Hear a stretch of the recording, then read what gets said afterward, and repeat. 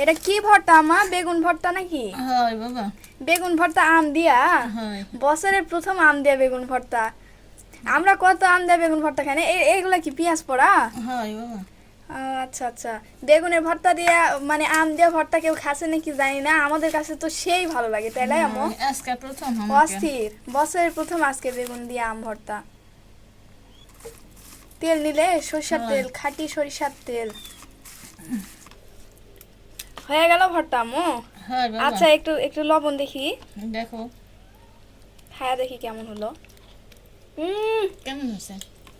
অসাধারণ রে আম্মা, অসাধারণ, আমি পাগল হয়ে যাবো হয়েছে? মনে হচ্ছে।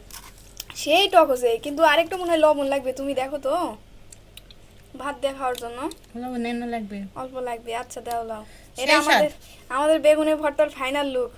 কেউ চাইলে রেসিপি আমাদের ফলো করে খায় দেখতে পারে, তাই না আম্মা? হয়, আম দেয়া সেই স্বাদ লাগে। অস্থির, মুখত যদি সেই স্বাদ স্বাদ। না থাকে, আম দেয়া বেগুন ভর্তা করবে, এক থাল ভাত খেয়ে একবারে ফেলবে। স্বাদ ফিরে আসবে, তাই না? হয়।